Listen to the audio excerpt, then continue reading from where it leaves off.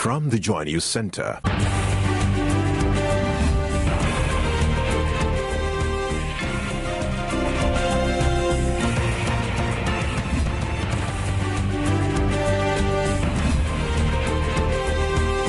This is News at 8.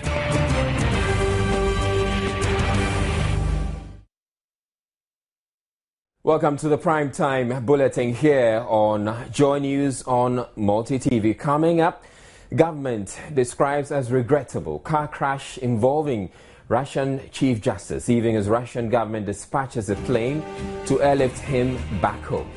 Societe Generale Ghana MD says the bank has no record of the transaction involving the sale of the GNPC's drill vessel. 2012 running mate for the MPP says the party won a moral victory even though it lost the election petition. Education Ministry to permit teaching in local dialects at the lower primary level. And Multimedia Group, operators of Multi-TV and Joy FM, secures investment deal with South African media giant, The Times Group. We also have sports, more business, showbiz, and international news all coming up.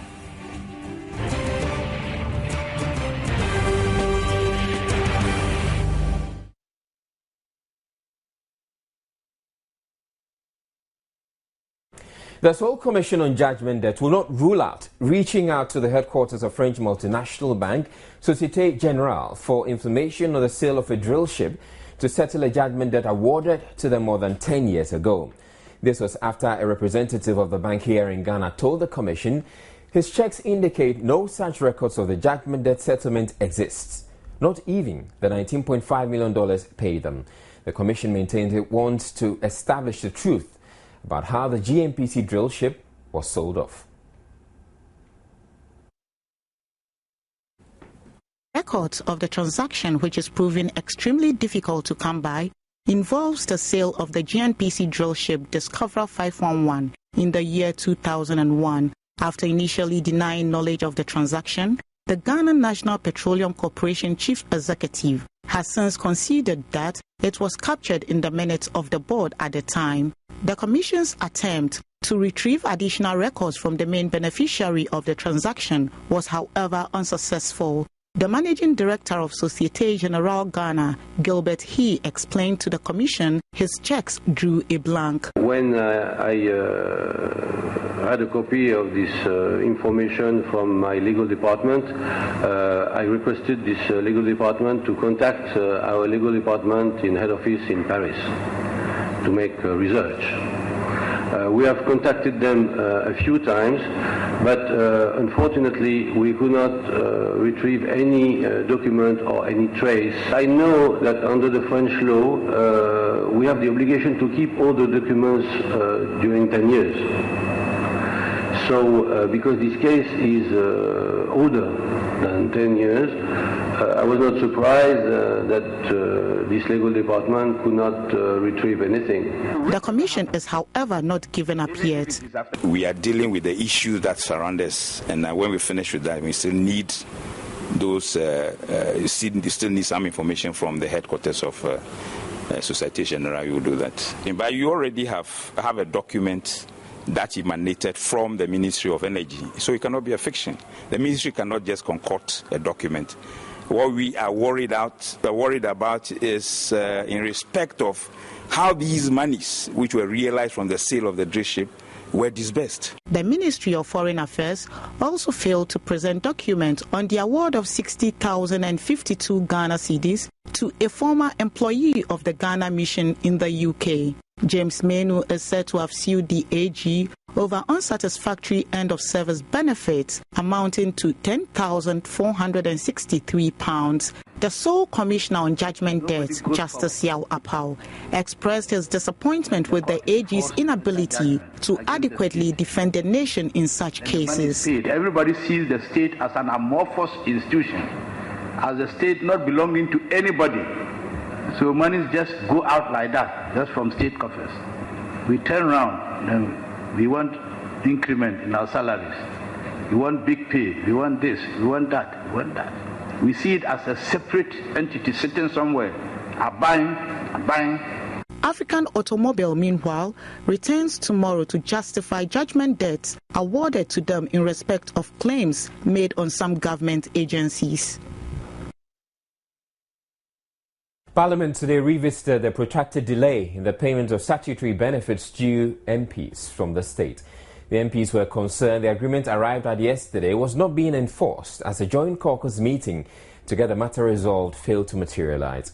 The majority leader, however, managed to calm nerves with the promise that the meeting would take place tomorrow before proceedings begin.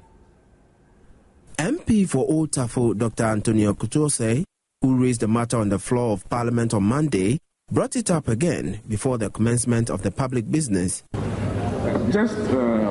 just want to seek some clarification from the majority leader. I believe yesterday the speaker made a comment about the possibility of a collector, so you might be able to help us in this regard. The majority leader then responded and said steps have been taken to ensure the House meets with the stakeholders on Wednesday. At the leadership discussion, I was requested to make an invitation to a number of officials to attend to meet leadership and, if necessary, the entire sitting tomorrow in a closed sitting. Tomorrow, 9 o'clock, would be when they would be meeting with leadership.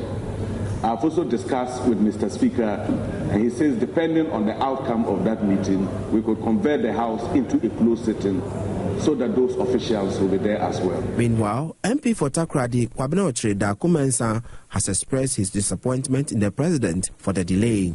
President Mahama is a former MP, and he's supposed to understand these things and its implication to our communities and ourselves.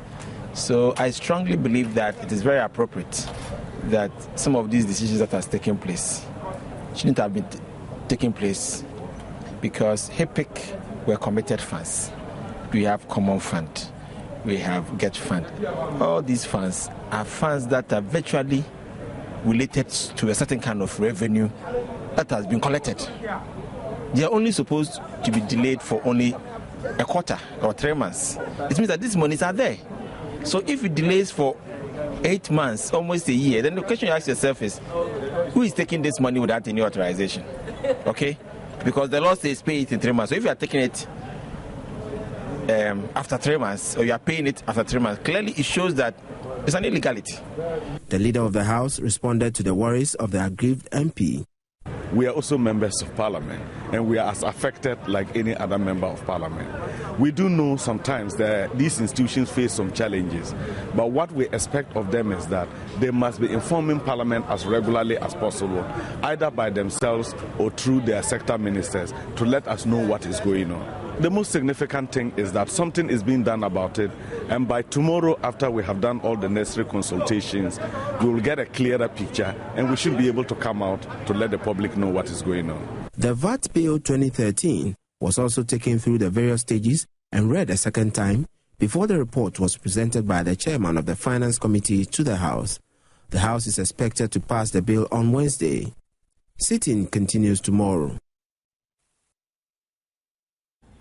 New Patriotic Party running mate in the 2012 presidential election, Dr. Mahmoud Bawumia, has stated that even though the NPP's petition to the Supreme Court was dismissed, the party won the moral victory. Dr. Bawumia was addressing supporters of the party in Wa on the second leg of its thank you tour. Rafiq Salam reports from Wa.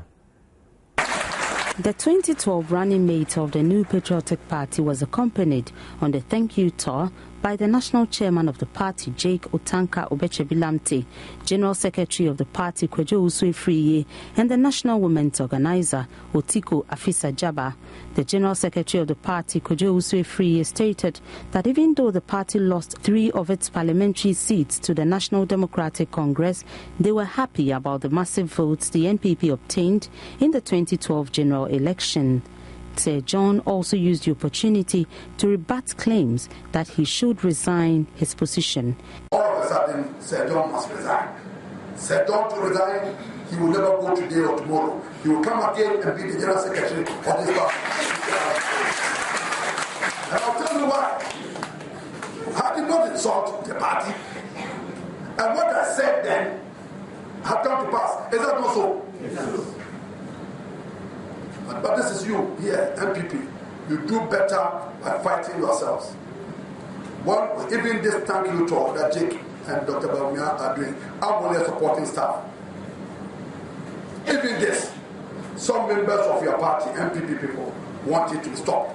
The national chairman of the party, Jake Otanka-Obetsebi-Lamte, called on the supporters of the party to remain united for the party to achieve victory in 2016. We are a democratic party internally as well as externally. That's why every 4 years we go through this renewal of our offices. As Sir John said, everybody in this party who wants to have a position will face that position through election. Dr. Mahmoud Baumia stated that even though the party didn't win the election petition, the conduct of the party's flag bearer after the Supreme Court declaration has put the party and its flag bearer on a higher pedestal. Definitely won a moral victory. And we showed that this party really cares for God, because we could have really destabilized Ghana if Nana Akufo-Addo had said he didn't accept the results. And it is not in the interest of God. And so the interest of this country, for the future of this country, we accepted the results. He advised supporters to put the 2012 election behind them, stop the eternal bickering and move the party forward. Rafiq Salam's report from WA. And still with the issue of the NPP, a youth group affiliated to the party calling itself the Upper West Youth Chapter of the New Patriotic Party has blamed the dismissal of the party's petition at the Supreme Court to the conduct of its General Secretary, warning that the party will continue to wallow in opposition if Sir John is maintained in his position. Another report from Rafiq Salam. At a press conference in WA, members of the youth group alleged that Kwejo Osei, popularly known as Sir John, dared the Supreme Court justices to bargain their lives, which they did by dismissing the case of the petitioners. Members of the Upper West Youth Chapter of the New Patriotic Party stated that they intend to push people who have strong intellectual abilities to occupy positions in the party and the nation at large.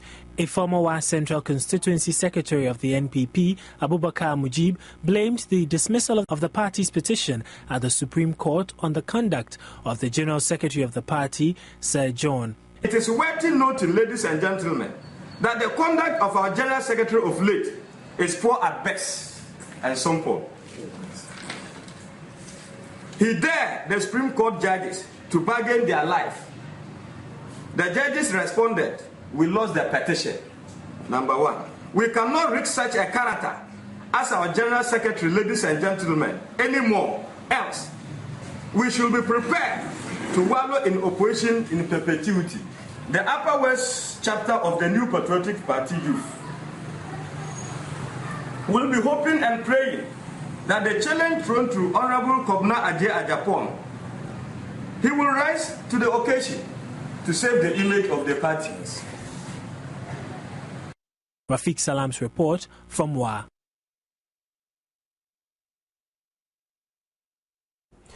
Nana Kumia has clarified a post he put on his Facebook wall suggesting he had resigned from his position as Communications Director for the New Patriotic Party 2012 campaign.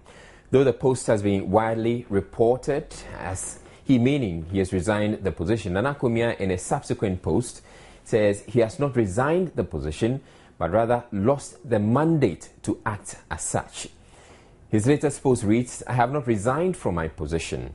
The position of Campaign Communications Director has lapsed with the formal wounding up of the campaign. There is therefore no resignation and no need for any excitement or panic." The former Member of Parliament for Okankwe South was appointed Director of Communications for the NPP and its 2012 campaign in January 2011.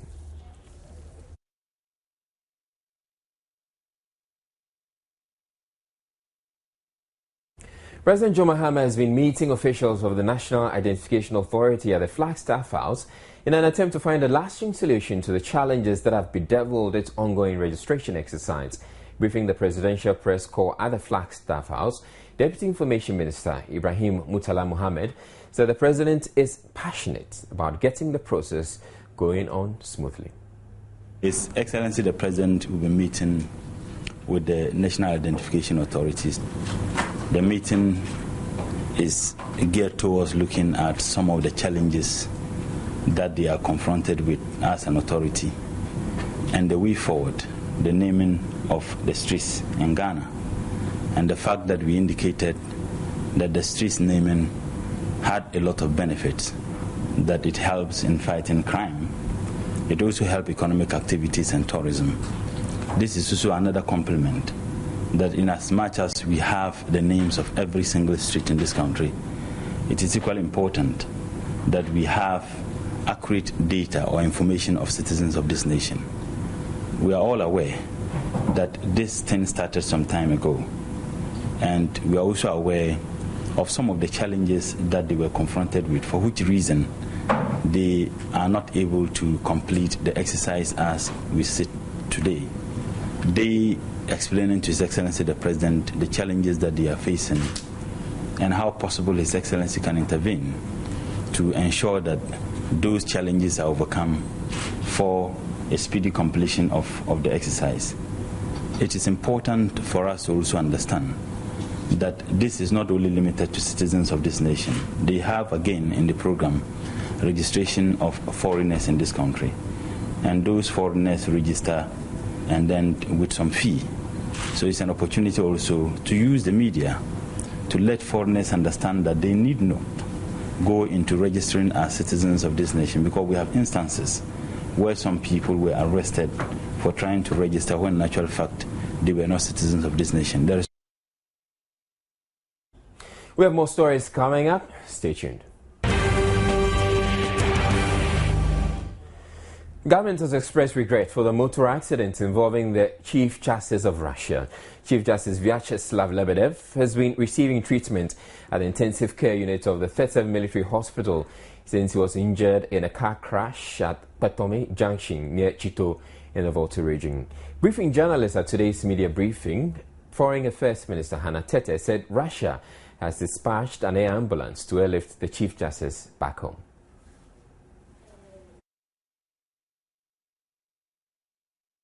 Most passport applicants, the minister explained, have to travel long distances to obtain the document. Passport office at Rich. We have a passport office here in Accra where the former premises of the ministry used to be. And we also have 6 regional passport offices. But we are looking to expand that to have 10 regional passport offices so that eventually we are going to be able to... Right, that was actually the wrong story. We'll bring you back that story because it's also very important. In fact, let's take the story right now. Government is aiming to establish 4 more passport offices to bring to 10 the number of issuing centres in the country. Foreign Affairs Minister Hannah Tete today told newsmen at the Meet the Press series the move is to ease the stress Ghanaians go through to secure passports. Okay, we're going back to our earlier story, which has to do with government expressing regret for the motor accident involving the Chief Justice of Russia. Chief Justice Vyacheslav Lebedev has been receiving treatment at the intensive care unit of the 37 Military Hospital since he was involved. He was injured in a car crash at Patomi Junction near Chito in the Volta region.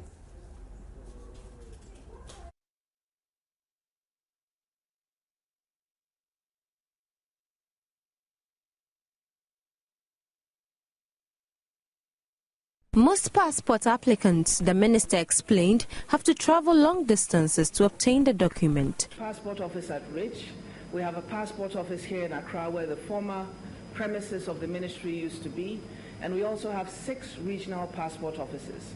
But we are looking to expand that to have 10 regional passport offices so that eventually we are going to be able to allow Ghanaian citizens to apply for passports at their regional capitals and not have to travel some distance before being able to get passports. She urged all applicants to be patient and follow through the process and avoid shortcuts. There are a limited number of centres. I've already explained to you we have the National Passport Office, we have 6 regional centres. We typically have not less than 100 people applying a day in each of these centres. You're going to go through a process and it takes a bit of time. You should go to the passport office bearing in mind that you are going to wait a little because you have to be processed. and your passport will not be issued to you instantly. You will be given a slip that says that you can either come for it in a week or you can come for it in 2 weeks. Sometimes we have our challenges. We have an internet wireless facility that, like technology, at any point in time, sometimes can give up on you. Sometimes we have challenges with our equipment. But by and large, the Passport Office is able to operate within that framework. And so we would encourage the Ghanaian public to be patient and to go through the process of applying for the passport, but to understand that there is nothing like an instant passport.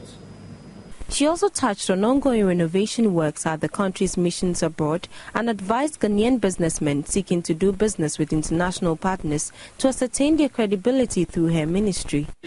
That involves several other ministries, departments and agencies on both sides. So once at the level of the Ministry of Foreign Affairs, we have discussed within the framework of a joint commission meeting the cooperation areas. The minister is also advising the media to specialize in foreign policy and benefits that come with it. What the media to do is to begin to get people who are developing specialization as foreign correspondents. Because you see,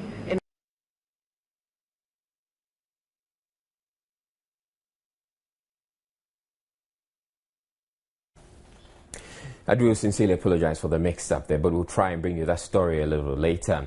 The Ministry of Education is to roll out a language policy which will permit the use of local dialects for instruction at the lower primary level. This was disclosed by the Deputy Minister of Education, Alex Treme, in an exclusive interview with Joy News' Nestor Kafuya-Joma at Techimang in the Brunhafo region.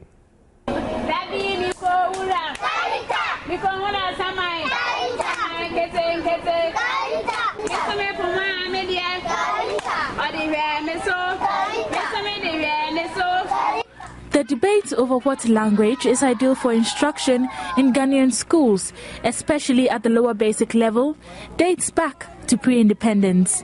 Indeed, between 1529 and 1925, the use of Ghanaian language as a medium of instruction had gained root, making it difficult for the British government to reverse the trend when they took over the administration of education in 1925.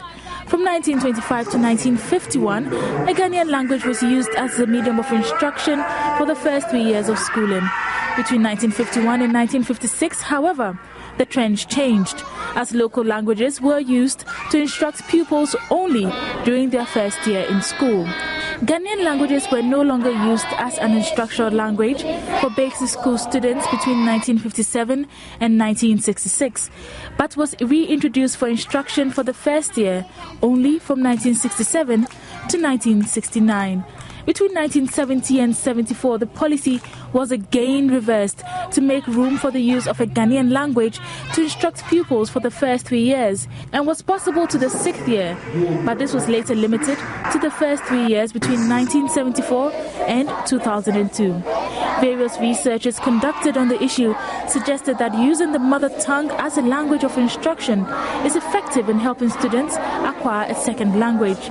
Pilot studies by the Ghana Education Service also concluded that Ghanaian languages should be used as the medium of instruction from kindergarten to primary 3, whilst English language should be used for instruction at the upper primary level. It is expected to help minimize the rate at which students fail the BECE. Deputy Education Minister Alex Treme explains how the policy will be implemented. If they are coming from a background, they don't understand anything English at all. Their parents do not speak English to them. And where the parents try to teach them with English, this kind of English is also not good. So you allow them to start on a very bad note. So we are advising that why not start with the language they can understand better. He also hinted that the National Inspectorate Board for the Ministry of Education, in collaboration with the National Service Secretariat, will deploy over 200 service personnel across the country to check teacher absenteeism. The Education Ministry is also expected to roll out a nationwide infrastructural development project in schools to enhance quality and smooth academic work.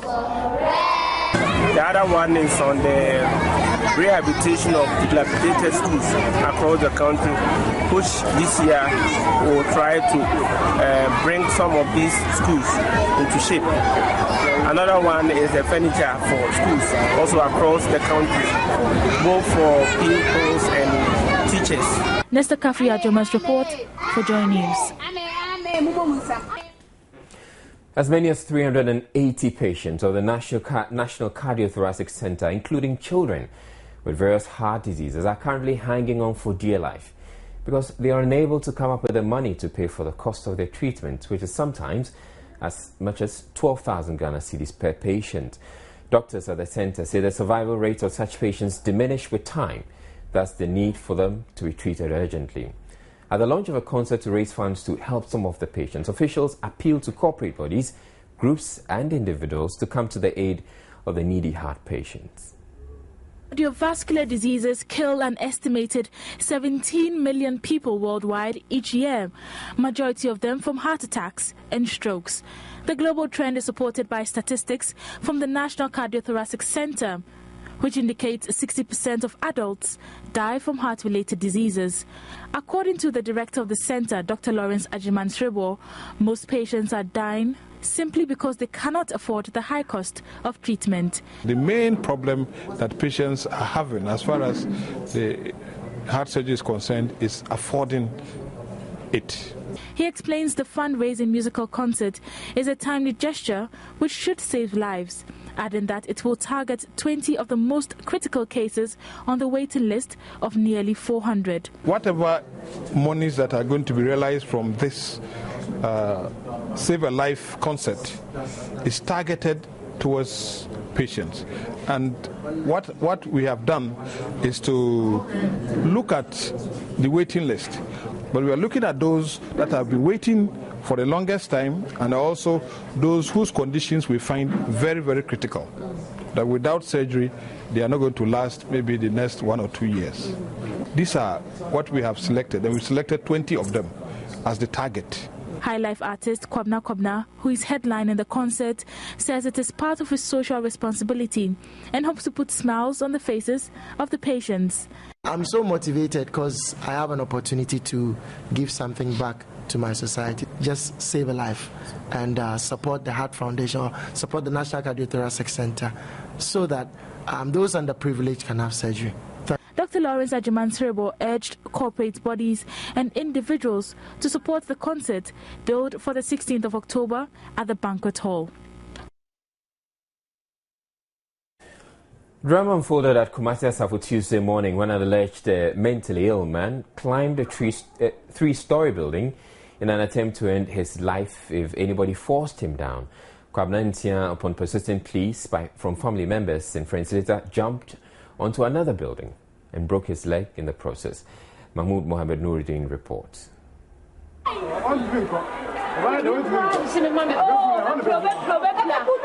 For over 4 hours, the man remained glued to the side of the building, refusing to heed to pleas and come down. Eyewitness accounts had it that at about 8 a.m. Tuesday, the man climbed the story building upon police arrival to send him to the hospital for medical treatment.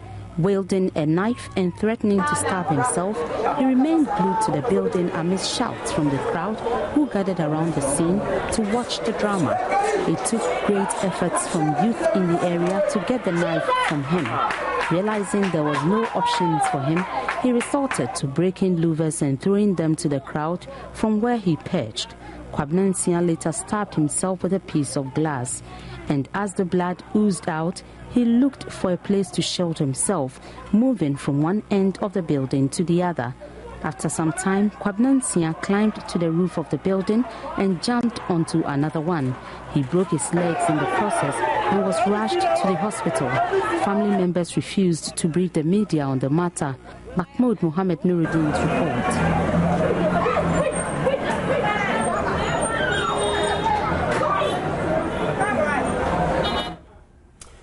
Right, business is next with Abigail Adumakwenju.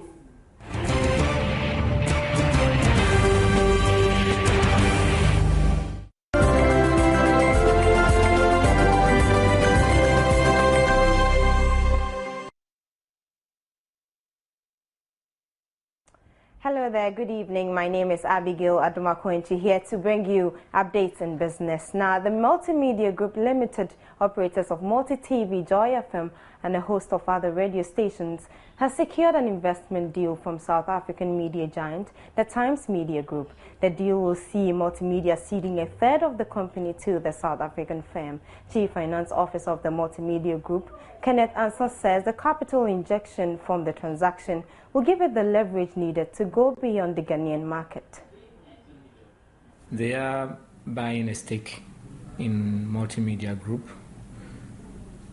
a little below a third of the business, and this is coming in the form of equity injection, and that is the nature of the partnership we have with them. One, it is a capital injection that improves our balance sheet and makes us a stronger business. It gives us the leverage that we need to go beyond the Ghanaian market. So they see the Multimedia Group as an opportunity for them to gain access into the West African market, to improve their growth. And as you know, Multi-TV so far is viewed across the West African sub-region and beyond. So we have footprints across, and we have the intentions of strengthening this platform and growing this business.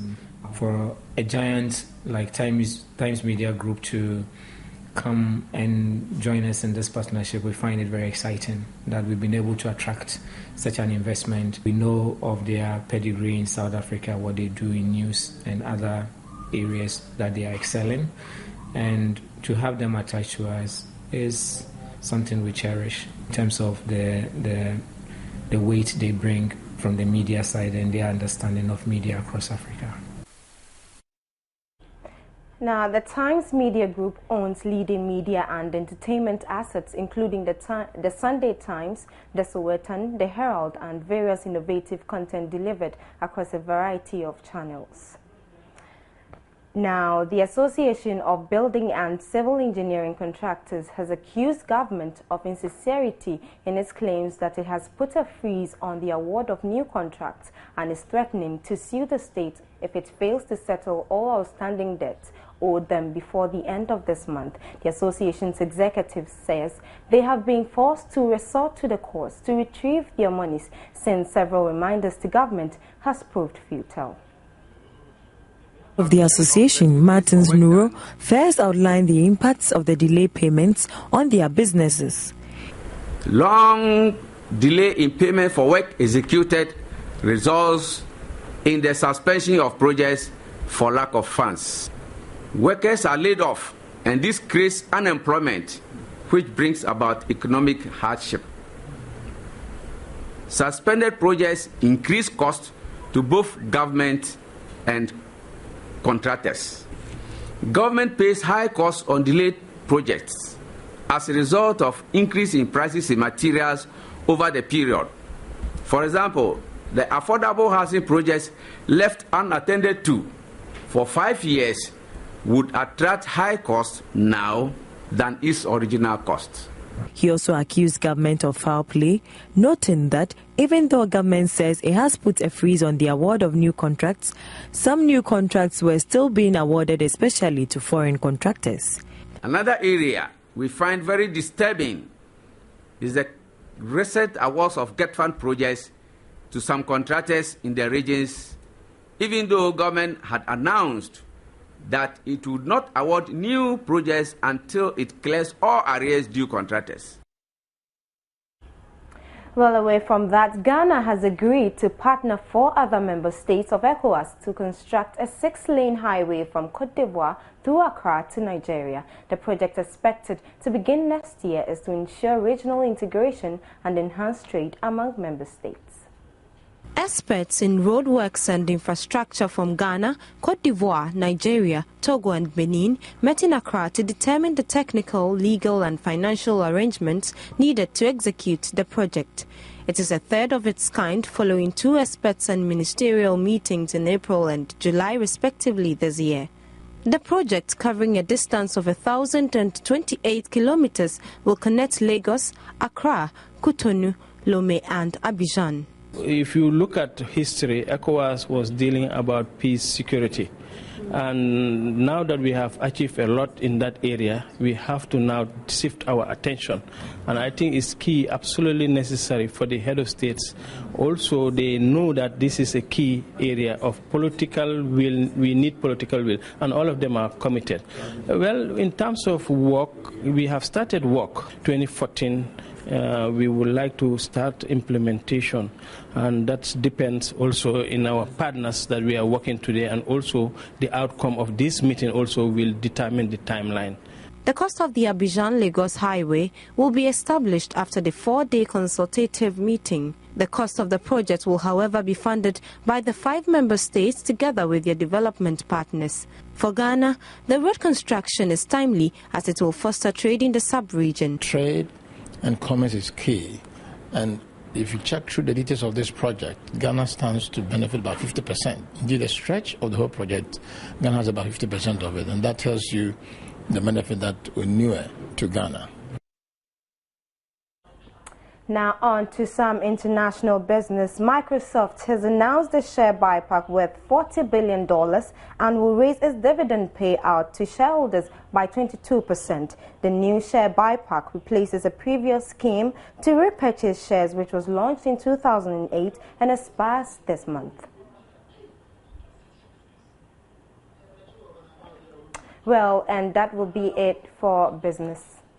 Expressed regret for the motor accident involving the Chief Justice of Russia. Chief Justice Vyacheslav Lebedev has been receiving treatment at the intensive care unit of the 37th Military Hospital since he was injured in a car crash at Batomi Junction near Chito in the Volta region. Briefing journalists at today's media briefing, Foreign Affairs Minister Hannah Tete said Russia has dispatched an air ambulance to airlift the Chief Justice back home.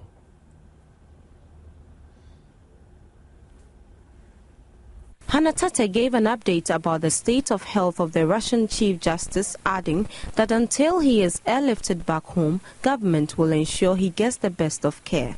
Expressive of that, we are most regretful that something of this nature happened to him while he was visiting Ghana. We offer him our best wishes for his very speedy recovery. We offer our best wishes also to his family and sincerely hope that they are not too traumatized by this experience. And today, between the time he continues to be in Ghana and he leaves our shores, we are ready to offer every assistance possible to ensure that he can be speedily evacuated and he can receive the treatment that he requires. On Ghana and Russian relations, the minister said both countries are about to establish a joint commission next year to cooperate on education and economics.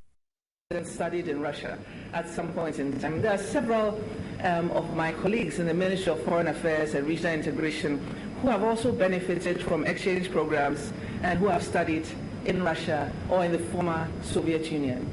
And the discussions that we had, and I had the opportunity to have with His Excellency Sergei Lavrov, were on how we could formalize this relationship and how we could put more structure to it, to create opportunities not just to interact at the highest level diplomatically, but to allow Ghanaian individuals, businesses, and other organizations to have greater cooperation with Russia. We have agreed that we are going to organize a joint commission early next year. I explained to you, ladies and gentlemen of the media earlier, what the joint commission is and how it functions. And once we do that, we have established a more specific framework for engagement. We envisage that we are going to deepen our cooperation economically in terms of minerals and oil and gas exploration, in terms of educational, scientific, and cultural cooperation, and also as regards private sector collaboration and investment. And so I would say that we have very good relations. The fact that His Excellency, the Chief Justice, was visiting Ghana is in and of itself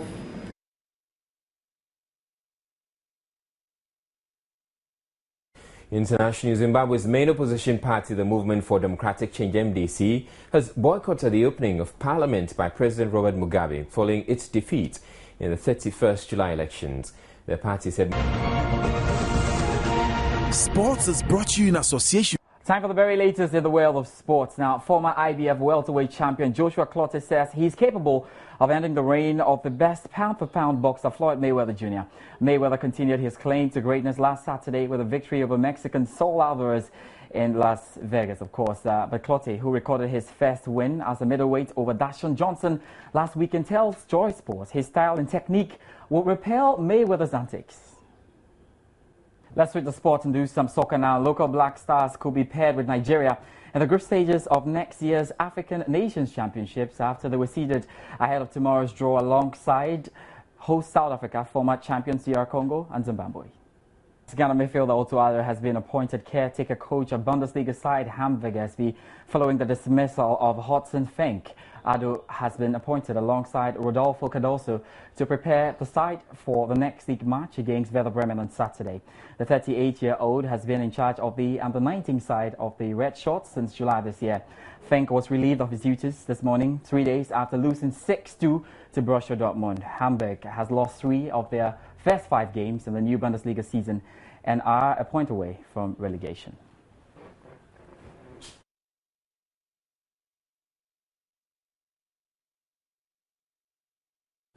Right now, time to talk about the Champions League. A couple of games were up this evening, and definitely all eyes were on what Manchester United would do, as well as Bayern Munich. Indeed, all the big teams were able to get the results, the match-leader results. First of all, by 4-1 in a game definitely that was quite difficult for them. And then we can talk about Group D, because the defending champions Bayern Munich beat CSKA Moscow by 3-0. And Manchester City, of course, this was probably the easiest game they could have ever thought of in the Champions League. You look at the history they've had in it, and they managed to beat Victoria Plens by 3-0.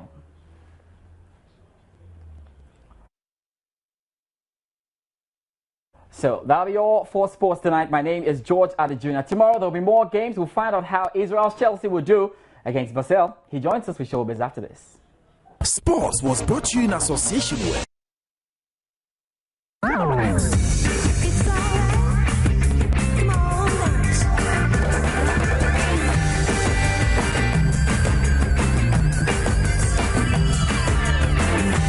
Houdin, le créateur.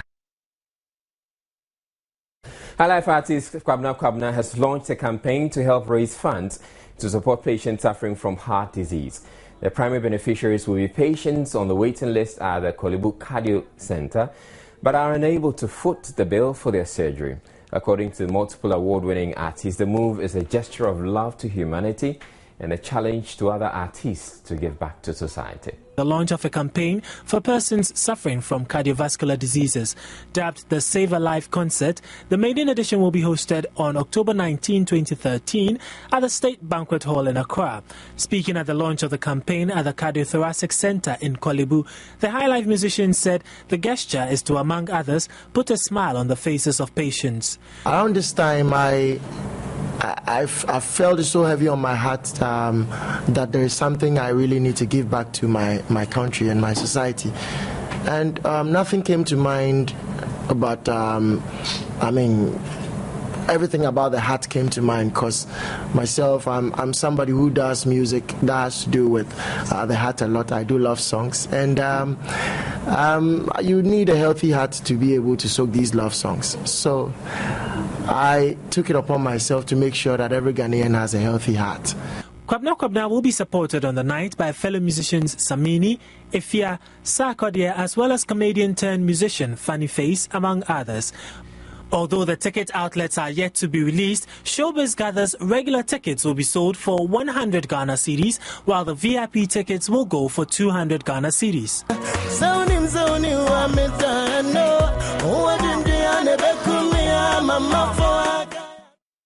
Now that's certainly an adult music gesture from the adult music man. That's it for Showbiz.